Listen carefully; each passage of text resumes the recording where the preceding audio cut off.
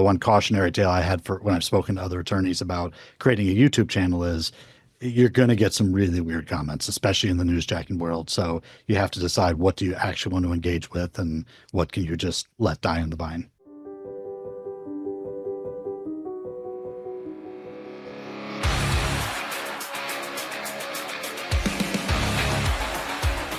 Sharp strategies, sweet success. Hello, everyone, and welcome. This is Sharp Strategy, Sweet Success. I'm your host, Tiffany Swedensky. Today, I have with me Andrew Ayers, who is an attorney I've known for a long time, actually. He was a member of Great Legal Marketing back when I was working for the company. And his firm was always very active and doing all kinds of things in marketing. And I see him on LinkedIn today, actually doing stuff and posting, which is great. And I have him on my show today just to talk with him about what his firm is doing right now, what's been successful, what his team's like. On that, I guess I'll turn it over to Andrew and let him introduce himself. Sure. And thanks, Tiff, for having me. Yep, my name is Andrew. I'm based in Minneapolis. I also have an office in New York City. My primary focus is on estate planning and working with small businesses. The small business work tends to be transactional with a little bit of litigation. Every now and then one of my clients gets sued and they don't want to hire a big law firm to do it. So they ask me if I can step in and help them. So it's business owners getting sued who reach out to you? It is. And a lot of times it's business owners who have actually just set up their business on LegalZoom back in the day. They did their filings and they never did anything else. And that can be a way to start your business, but we want to make sure we have all your legal documents in place. Depending what state you're in, those legal documents can really give you extra leverage if there's a lawsuit, or if you're looking for investors down the road. If you don't have your legal documents in order, an investor is going to give you, frankly, a pretty steep discount on what they're willing to offer. They want to see those documents in place. They want to see a legitimate business. They want to see the books and records. So we come in and we try to work with them to make sure we've got all of that up to date and properly reflecting where they are in the business growth cycle. I mean, that's really cool. Is it a specific type of business, or is it like small businesses, all businesses? Who are you working with? They tend to be small businesses, usually revenue under $5 million. A lot of times it's a single member business who actually have been operating. I have a few clients who've operated for like a decade without any documents in place. And they now want to bring on some equity for the people working for them. So they've had employees all along. And it's a perfect example of you don't necessarily have to do the documents, but there comes that point in the growth cycle where you need to make sure these things are all shored up, because if you're giving 5% to that right-hand man who you've been working with for 10 years, they want to see what the documents say. They want to see what they're actually getting 5% of. And so I have a couple of clients who have long-term businesses without documents, and they want to now bring on and give some equity to the people they've worked with for quite some time. And we want to make sure that's properly documented. And it's kind of scary because starting my own business, it's hard to know what you don't know. And it's hard to formulate a search when you don't quite have the words yourself or don't know what you need. So I imagine that there are a lot of businesses who just kind of skip over some details that become important later on. And it's not always skipping. It's if you're starting your business and you're looking at, how much money do I have available and what do I want to spend that next dollar on? I'm never offended by the business owner who says, listen, I need to spend that next dollar on marketing to bring in more clients as opposed to spending it on the lawyer. And so we have that discussion, say that's perfectly fine. I understand. And let's look at your exposure then if you don't have your agreement in place. But down the road, as you've brought on more of those clients, let's revisit that. Let's, check back in 3 to 6 months, see where we are and see if then is the right time to get the legal structure put in place properly as well. I imagine that you have a long sales cycle for the type of clients you're working with, because they may talk to you, I imagine, like in January and may not hire you until October. So how are you mitigating that? Like, how are you engaging with them over that kind of process? Sure. And, it's interesting. I actually started tracking that about a year ago. We put into place a KPI for retain time. So I work with a business coach who you know very well. And one of the first things we did is let's look at how long it takes people to retain. And so on the estate planning side, we found that most people will retain within about 10 to 14 days. So for those folks, they're getting pretty consistent emails over that 14-day period. For business folks, you're right. Sometimes it takes a little longer. So usually it'll be a check-in every 2 to 4 weeks. I have an email newsletter. I have other ways I stay in touch with people. So I like to get those prospects on those lists so they're hearing from me. They remember that I'm there and that we had that conversation. And you're right. Usually in about 3 to 4 months, they'll circle back and say, not quite ready yet, but follow up with me in September and then we'll talk then. One of my clients does estate planning of sorts, I guess, more probate and litigation because or probate and succession because they're in Louisiana. Mhm. And one thing like we're grappling with, and maybe you figured out, is price objections. Like when somebody calls and they don't have the funds to hire, like how hard do you push them, or when do you know when to pull back because they really don't have the money? Are you dealing with that? A little bit. I know who you're talking about. I've talked to Brad many times at summits, so I always enjoy my conversations with Brad. And when I have a price objection, especially on the estate planning side, it's going to be, I don't want you to wait because, a lot of times it's I either have young children or I have a real need for this right now. And they say, I can't pay that full money up front. Sorry, well, let's look at a payment plan then. What will work for you? And I usually let them actually make a proposal to me because I have a pretty standardized set of pricing these days. Almost everything I do is on a flat fee basis. So, clients hate that hourly bill at the end of the month. I've had a lot of clients who've worked with other attorneys in the past and have a real sour taste in their mouth for some of those big bills they got that they weren't expecting. So, the first thing we do is we provide a flat fee schedule. It almost looks like a restaurant menu when you're working with the estate planning clients of here's all of the different options of what we can do. And so let's hone in first on what do you really need? And then they know what they're looking at as far as a cost. And then we can work backwards from that about, do we need a payment plan? Do we have some other way to get this taken care of? For some clients, it's I'm going on a trip and I really need a temporary guardianship put in place because my wife and I are going on a trip and grandma's taking care of the kids. We'll be back in a couple of weeks and then we want to pick up the rest of the documents then. So great, let's put together a plan where, the smaller upfront payment to get that guardianship piece put into place. It's just a temporary document anyway. And then when you get back, we can figure out the rest of the plan. So what are you doing to find your potential or your target client, your ideal client right now? So everything I do is organic. I have not dived into any pay-per-click or paid advertising. So the primary way I get clients is split between my YouTube channel and then through my referral network. So my YouTube channel is about 3 years old at this point. It's got a whole set of videos, and the feedback I get from people is when we have that first phone call, they say it feels like a second call. It feels like the second time we've spoken because they've watched the first video. And so it's just like you and I talking now. The videos are me sitting here at my desk explaining a topic or going through whatever is of interest. Sometimes it's newsjacking. And then we'll hop on the call and they'll say, okay, we watched that YouTube video. I have a pretty good idea of what's going on, but I had a few more questions and let's, dive a little deeper into those. So it feels like that second conversation. And then the other way is through my referral sources. So I've been working hard to kind of build up the referral sources, whether it's on LinkedIn. I have VAs who I work with who give me a list every morning of 10 to 15 people who they think I should look at the profile and possibly connect with. And then after we've made that connection, we then have a follow-up email we send if they're local to us here in Minneapolis, or if it's someone in New York and I know I'm going to be there for a week working, where we say, great, let's set up a coffee. So I have a preferred coffee shop here in Minneapolis, and then I have, generally, where would you like to have coffee in New York? Because there's, a million places out there that we can go to.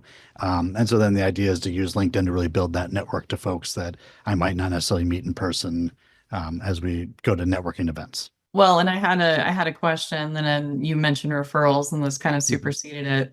But what are you doing to, I guess, nurture your referrals right now? Like, what's your strategy for talking to them, reaching them? How often are you doing it? That kind of thing. Yep. So my referral sources, I actually have I do a mailed newsletter that goes to all of my clients and then other people in my network. I have a second newsletter just for referral sources. So it's a very DIY thing. It's on yellow paper. It's two-sided. I just do it myself. I mean, like the mailing list is literally a set of labels from Microsoft Word. So that list is smaller than the general newsletter list, but it's going out to my referral sources. Usually the front is kind of a general topic, either in business law or estate planning. And then the backside is usually something that's going on in my business. This month for June, it's going to be about Notebook LM and the way I've been using it to try to gain more from some of the sources I have, and a good way to use it to kind of ask questions of some of the resources I have, as opposed to having to consistently go back. If the cabinet behind me, I have a whole set of binders from you and Charlie over the years. They've all been scanned in, they're PDFs, they're in a notebook LM notebook now. So I can say, let's go back and look at Charlie and Tiff's internet dominance program they did, and give me some ideas from that. I actually was at the Ben Glass offices recently, and I went and filched a copy of that Dominate Digital, that binder, because it was such a good cover. It had the Dungeons and Dragons theme going to it. I do reminisce, I guess, a little bit about that time. So about YouTube, what kind of content are you posting there right now? Like what's really working for you? So it's a combination of shorts and longer form videos. So for the first couple of years, I really focused on long form videos, about 5 to 8 minutes, usually on a general estate planning topic or a business law topic. And then sometimes there's newsjacking. So that's been the one that gets me the big stats. So I had a couple videos when Lisa Marie Presley had passed away. One video got like 80,000 views. Another one got 50,000 views. So when somebody big passes away, like I meant to do it, but I haven't done it yet. The Gene Hackman estate down in New Mexico.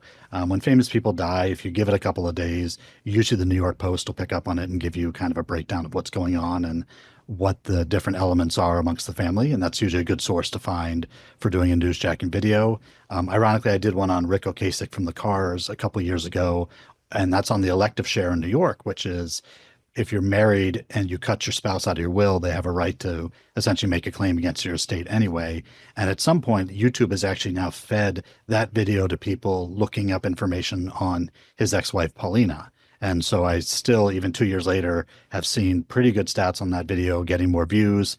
Now, the interesting thing if you're doing newsjacking, though, is the comments can be wild. So like the Lisa Marie Presley videos, it's all the comments about Priscilla being terrible and Elvis and everything else. So the one cautionary tale I had for when I've spoken to other attorneys about creating a YouTube channel is you're going to get some really weird comments, especially in the newsjacking world. So you have to decide what do you actually want to engage with and what can you just let die on the vine. That's the thing when social media goes really well, when you go viral, you get these comments, and a lot of times they're not what you expected. They usually don't have anything to do with your business goals. You have a hit and a lot of people have an opinion on it, but the discourse is toxic, I think, online in most places, if I'm being honest. Something that we're doing a lot, which you call it newsjacking, but we're calling it, I guess, infotainment, another word, popular word, right? And those videos do pretty well on YouTube, and you're right, it's almost unpredictable what'll end up being like a big hit, and you look back on and you're like, I had no idea this would be that popular for this long. I've seen it before with old videos, so it's really cool. I was gonna say, so I find that fascinating about old videos because when I started, I edited my videos myself, and then I moved on to a video editor, and then now I'm on another video editor. But my old videos that I did myself, standing over there, like self-edited, and I think they look terrible, they will still sometimes show up as one of the top videos in the last 30 days. So if anyone's looking into YouTube, I think I've heard it called like the half-life, like we're thinking about something radioactive, and the half-life of that YouTube video is so much longer than most other content online. And those videos from 2-3 years ago can still pop up. Yeah. And when you look at other social medias like LinkedIn, TikTok, Instagram, Facebook, the content there is a much shorter half-life. And I mean, sometimes things on LinkedIn are sticky, they'll get likes and comments for a few weeks. But, with YouTube, I mean, we're talking years. Like I'll open up a YouTube video on a topic I'm interested in and find it was published 12 years ago. It's kind of amazing how old the content is, or how old that platform is, I guess. And again, if anyone's starting a channel, the other fun thing to do is never take down your old videos. So like I've kept up my first videos and they are horrible. They were upstairs in a conference room. It almost looks like one of those like captive videos that we used to see when people were being held captive and reading to the camera. They don't get a lot of views, but I leave them up there to help remind me kind of where I've come from. And of course, if you get into the famous world of like Mr. Beast, that's really where he kind of got started. And he's got his really old videos that are terrible. And then he made those videos predicting where he would be in the future. So whenever I chat with people about YouTube, they're like, I don't know what I'm doing, and the video is going to be terrible. It's like, just put it up there, go with it, because you can laugh about it later. And then you're going to find one day that maybe it even performs great a couple of years down the road when your channel's really taken off. You mentioned doing a print newsletter. So how are you doing the writing these days? Are you leveraging ChatGPT to do most of that for you? Or are you still handwriting articles for your stuff? How are you using AI and all of that? So the print newsletter, the general one is actually with Newsletter Pro. So they're creating most of the content for me. So we do the one call a month and we do the cover story that I edit down and then they send out for me. And that's been actually an amazing asset because they are able to track when people move and they put that little card in at the post office that they've moved. The newsletter goes to a new address and every now and then my clients will call up and I didn't even tell you I moved. How'd you find me? How do you know this stuff? For my referral newsletter, that one I do myself, and I usually will actually look at LinkedIn posts and see what's been performing well, and then take one of those topics and make it kind of the front page story. And then on the backside, again, it's usually something going on with my practice. I've done short articles on the YouTube channel when I first started, and then usually once a year I check in and kind of give some lessons of what I've learned from YouTube. And then again, I'm doing the Notebook LM article this month. So I usually just kind of look around the office and figure out what's been working for that. I do leverage a little bit of AI if I need some ideas. So last fall, I played with ChatGPT to give me like a content calendar for the year. And so I've got, I think, 56 or 57 topics, and I've been picking them here and there. And some of them are good, some of them, are just not something I would be interested in, but it was a good way to at least get a list of topics to start from. Oh yeah. Um, and how else are you using AI in your practice? Is it just that, or are you using it in other ways? It's invasive. It's like that weed in your garden that keeps popping up wherever Yeah. you seem to find it. So I've been using something called Lex AI, and it's a writing tool. And what is really interesting about that is I will take my notes from a consultation with a client, and then I plug it into Lex, and it then creates a follow-up summary email. So after every call, after every meeting, the client gets a summary email of what we talked about. And Lex does a great job of helping you improve your writing. And I mean, in Taplio, which I use for my LinkedIn posting, there's AI features in there that you can use to help improve your post. It can create images. I'm actually right now trying to dial back on some of the images because some of them got a little crazy. But you can use the AI to create those images. In ChatGPT, I have a woman created what she calls quantum bots. Her name is Dawn. And so there's a set of 8 bots built into my chat GPT that act as a marketing department. So one does sales copy, one's a mentor, one does data analysis, one does social media content, one does landing pages. So there's a set of 8 of them, and you can actually have them talk to each other. So you can start with the marketing mentor, say, hey, I'm thinking of doing a campaign about this. Great. It gives you some ideas. And then you say, and then you can put like at sales page and then create a sales page for this. And then the sales page one will create the sales page. And then you go at social media writer, create some social media posts for it. And then that one spits out the social media posts for it. So it's really been interesting to see you have essentially a set of bots as my marketing department because it's just me. So I have VAs, I have a company that answers the phones, I have a company that takes care of the video editing for me. But at the end of the day, it's really just me here in this office doing all this. And it's been really interesting to watch those bots kind of talk to each other when we're creating new marketing campaigns. Yeah. And can the landing page bot like actually like build a landing page that you can like publish, or is it like more of like a wireframe? More of a wireframe. Oh, And I okay. have actually dropped it over into Perplexity, and you can use Perplexity to get some nice article looking pages and landing pages. I use DSS with Foster Web Marketing. So there's actually a landing page builder in there that so I can take it from the ChatGPT and then put it into their landing page builder. They already have kind of the structure built out for me. I have an agent or GPT or whatever it's called that well, and I guess I have both. But one's like somebody programmed with similar experience than me, gives me somebody to talk to because I'm home here Mhm. working all the time. And I mean they're super valuable. And I mean one of my favorites is a basically an intake agent, and it reviews a lot of intake data for me, and it's super fun. I love it. But you kind of mentioned something similar, but I'm not sure I can live without my AI note taker, which tags along to every meeting. And I have Mhm. automation set up with the note taker that if I'm meeting with the client, it'll listen to the or it'll read the transcript and then create action items and assign those action items to the project board. And it's taking like a lot of refining and tweaking to kind of make that flow work, but I just love it. It's so much easier to be a marketer in the age of AI than it was like 5, 6 years ago, and it's so cool. Yeah, and I've actually, so mine's a little more brute force oriented, but so I will have my AI notes, whether it was from a meeting or if it's just me speaking the notes after the meeting. And then I have my written notes that I take on my tablet, and then I send them off to my VA. And what they will do is they'll combine them into one file that I can then put into the client's file. Because I used to have, notes over here and AI stuff over here, and it was like there was all over the place. So now we're trying to combine them into one just PDF file that I can keep in their file. And then if I need to go back, I can reference whatever's in there. So other than the agents, who's on your team right now? Who's working with you?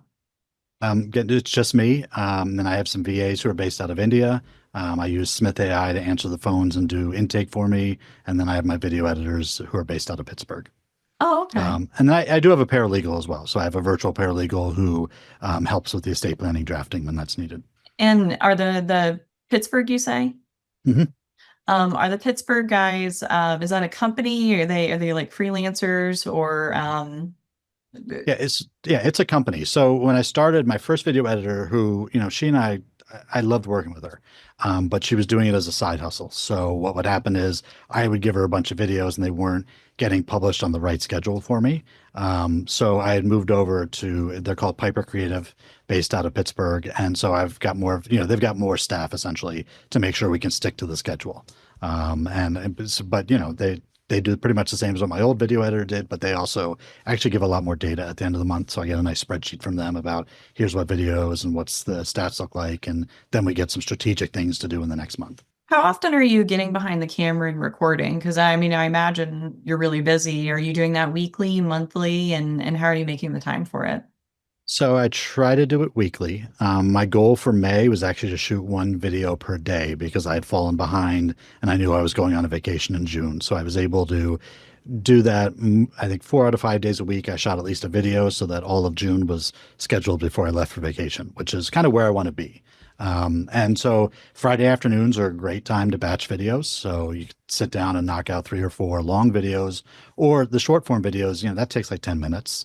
So what I try to do from each consultation is highlight one question. And then I just have a little document in Apple Notes where I'll drop the one question into that. And then when it's time to do shorts, I just sit down and just knock out all the questions at once.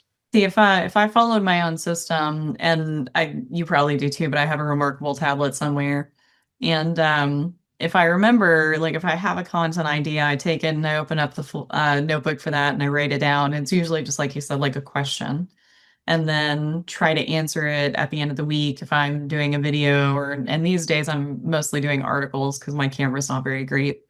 Um, and just FYI to the listeners who've been watching, or I guess listeners don't watch. So the viewers who watch, I think most of my people are listeners. I am getting a new camera very soon that I am very excited about. So I can't wait.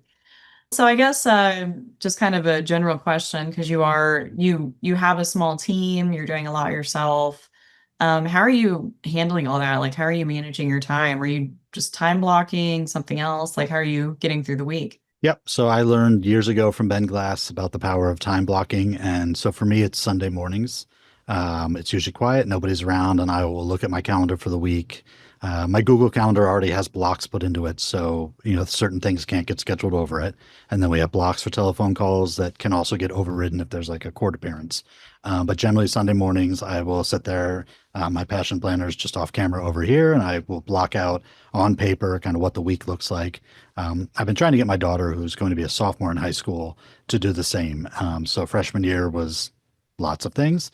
I would sometimes try to have her just sit at the desk next to me and say, just look at your week too. Do we have debate practice? Do we have a dance class? What do we have? And so we got her like a smaller version of the Passion Planner with a cute little cover, and she kind of had fun with it, but I'm not sure if she'll stick with that for the next school year. The block scheduling has been the way that I try to approach the week because it gets overwhelming after a while. And so I like, for example, I have a morning call with my VAs every morning to start the day. So that's blocked in no matter what. That never gets over. Every now and then it'll get moved if we have like a coffee or something. But generally, there's a set of blocks that I start every weekend. I just fill those in and then work around those. I imagine you have to keep pretty tight leash on it just to keep straight. And I mean, I imagine you attorneys do more traveling than I do because most of what I do can be done behind a computer.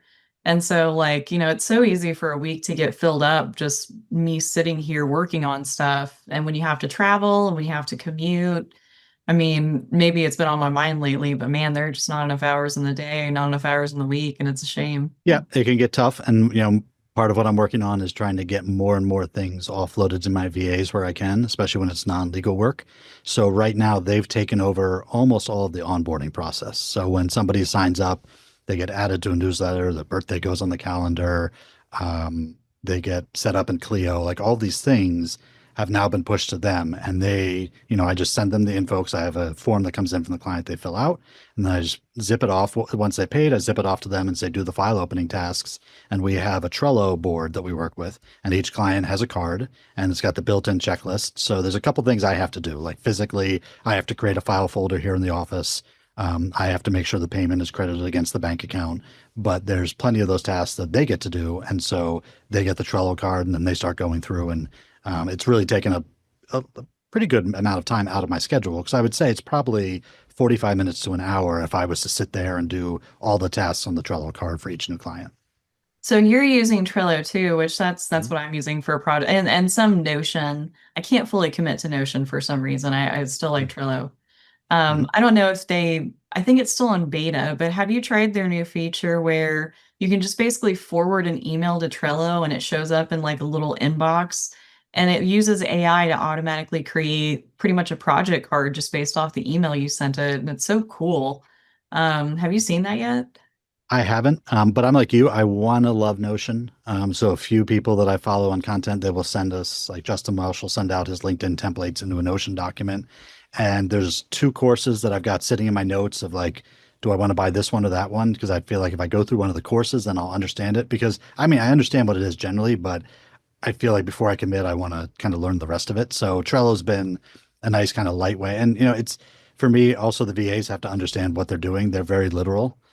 So the nice part about the Trello and having the built-in checklist is just, here's the person's name. You've got the email with their info. Just go down and check the boxes. And then every Friday I jump over into Trello and look at the different checklists to see what got done and what's still remaining to be done.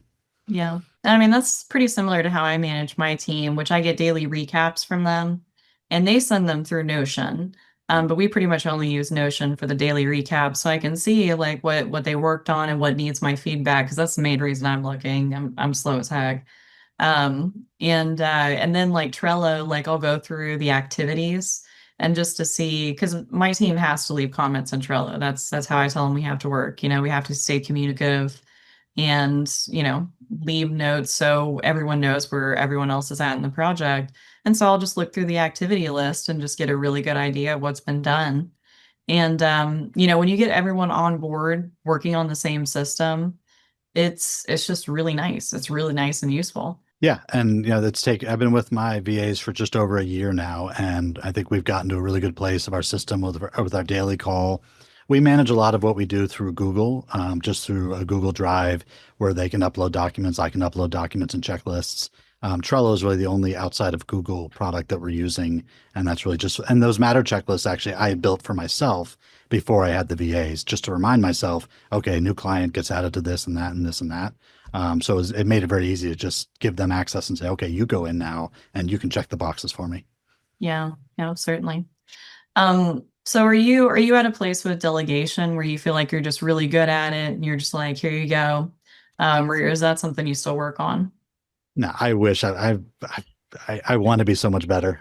So I'm working on it. I've been going deeper into Dan Martell's world with the Buy Back Your Time book. I'm a member of his mindset group where it's not as much about delegation, but it's more about your mindset. And I think that's what I'm trying to really get to be better with, is like, okay, the task comes in. Is this really what I should be doing, or should it be going to a VA? But like with the virtual paralegal, a new estate planning client comes in. Should I be the one drafting the estate plan, or does it go to the paralegal? And sometimes I still have problems letting certain tasks go, even though I know they can get it done. So actually just this week, I gave the VAs a bunch of new tasks to help me create blog posts. Because, for years it's been me writing the blog posts, it's 1,000 words. I use a software called Whisperflow where I can essentially dictate it and it cleans up the ums and the ahs and all that. And I say the word so for so many reasons, so many times. I don't know why. So it takes all those out for me. But now I'm letting them create some more of the content. I gave them some of the topics from the list that ChatGPT generated in the fall to have them try to help me on the blog piece of it. So, there's that 4 quadrant exercise that Charlie had me do, what you're good at, what you're not good at, what you should be doing, what you shouldn't be doing. And so I'm really trying to expand beyond just that lower right corner of like, what else can I get off my plate? Well, and it's so easy to fall into the trap, particularly with creative work. Just this morning, my team sent me a design for something that I didn't like, but I knew what I wanted. And I was like, I'm just going to go in Canva really quick and make it. And halfway through, I was like, oh, that was so stupid of me. Like, I should have just given them the feedback and let them learn what I'm looking for. But it's easy to fall in that trap because you're just like, oh, it's so hard to explain. I'll just do it myself. So I mean, that's great. I think delegation is something we're all still trying to figure out and work on. I know I certainly am. Yeah, and I know Dan talks about like the 10-80-10 thing. So you do the first 10%, let them do the middle 80, and then you do that final 10% of polishing. So like with the blog post, they got me the content. So I've got to do that last 10% and polish it. But generally, the content itself is good enough that it'll save me enough time that polishing will be a lot quicker than if I went back and wrote it myself. Every quarter, I have a book giveaway email list. There's a link on my website on my About Me page. And so it started a few years ago. And the real backstory is my mother was a librarian. So just like behind me, there's books everywhere. There's actually books piled under my desk. I sent a picture of my nightstand to one of my friends and they were like, how are you going to read all those? That's more books than I own. I'm like, that's just my nightstand. That's not the office. That's not my home office. It has piles of books. So I've been using, and I got the idea from Ben years ago when he was doing the diamond, and you would, every quarter you would get a book and a bunch of other stuff in the box. So what we do is in February, May, August, and November on the third or fourth Thursday, the email goes out at 1:30 Central Time. The first 10 people to respond, you get a copy of the book. So the email will tell you what the book is. There's no fee to sign up. I don't do gift wrapping, so I put that in there. I'll send it to somebody else for you if you want, but I don't do gift wrapping. My brother can wrap gifts perfectly. I'm like, give me a gift bag because I just can't do wrapping paper. So we do the quarterly book giveaway, and usually in November and February, it's like a cookbook. In May, it should be something you like to read on the beach, so usually a fiction book. And then August might be more business or personal growth, like a back to school type of book. You don't have to be a client. You can just sign up on my website. And, I've had a lot of clients who think it's really fun. I actually track who gets it each time. And it's interesting to see, sometimes in a year, it'll be like the same person gets all 4 books because they jump on it quick enough. And then other times it'll be a random client who I haven't heard from for years. And what I find fascinating is who says thank you and who doesn't. And if I looked at the list and said, I bet you these 3 would say thank you, they almost always do. And then there's some others that I send the book and I assume it got there. The tracking says it arrived, but I just never hear from them. So I don't know. How are you promoting the giveaway? Is it just email newsletter, print newsletter, or are you doing other things? Yeah, it's just really on my website and it's in my email newsletter. New clients get automatically added. So a lot of times clients will be surprised they didn't even know they were on the list. But I have a separate list for people who sign up, but then all new clients are automatically added. And yeah, I haven't promoted it too much, just kind of something fun that's in there. And the feedback I get from clients is like, I've never seen that before. My prior attorneys have never done anything like that. So, and I go to a book wholesaler. Sometimes what's rough is that Costco got rid of their books. So for a while, Costco, for years, Costco had that whole book section. And my kids learned years ago that when we go to Costco, they want to get toys and everything else, and Dad says no. But when we get to the book section, if they said, oh, Dad, I really want to read this book, we'd always say yes. We want you to read books. It's a good thing. So they learned quickly that that was the one part of the store that Dad was never going to say no to. And Costco would often have good books at decent prices. So I would pick up, 10 or 15 of them there. But they've stopped doing the books. So now it's usually an online book warehouse, and we'll just get, 10 or 15 copies. The dirty little secret is I say there's only 10 copies, but I usually have a couple extra. So if I get to 12 or 13 people, we can still send them a copy. I didn't know Costco got rid of their books. Was that recent? Yep.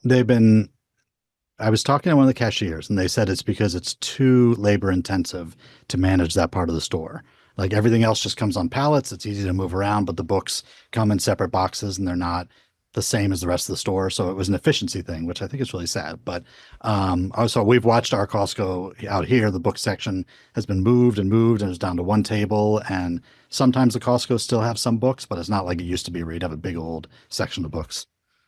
I stopped going to Costco mainly because I moved out of an area that had a Costco, so I'm closer to a BJ's Warehouse right now.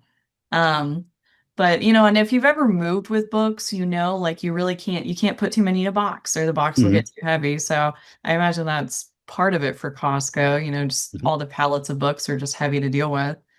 Yeah. Um, When we moved from New Jersey, I mean, the movers looked at all the books and they were like, oh my God, what a, thankfully it was like we were being priced by the entire space. So we weren't paying by the pound. But you could tell they were looking, going, God, how many books do these people have? Because there's just bookcase after bookcase and they're everywhere. And when my warehouse, the wholesaler delivers the books here to the office, the office manager up front will call me and say, you're picking this box up. I'm not going anywhere near it. Because, it's usually 20 or 30 books. I might get 2 giveaways at a time. And she's like, I'm not even going to try to pick this up. You got to come deal with all your books. yeah, she's watching out for her back health, I guess, which I respect that. Absolutely. Yeah. Yep, absolutely. Well, Andrew, thank you so much for being on the show and talking marketing with me. And it sounds like you guys are doing a lot of really incredible things. Where do you want people to go look you up, learn more about you? Sure. You can always hop over to LinkedIn. So Andrew Ayers, Ayers on LinkedIn. Ayers Law is the handle. If you want to check out the YouTube channel, you can go to ayerslawtv.com. That'll redirect to the YouTube channel, or you can go to youtube.com @Ayers Law. And those are the two main places you can find me. I mean, you can go to my website as well, andrewmayers.com. We've got a whole set of free offers, and all the videos and blog posts are over there as well. Awesome. Well, thanks so much again. And for all of my listeners, thank you for listening and joining in. Maybe next week will be the week that the camera gets upgraded. And we'll talk to you soon.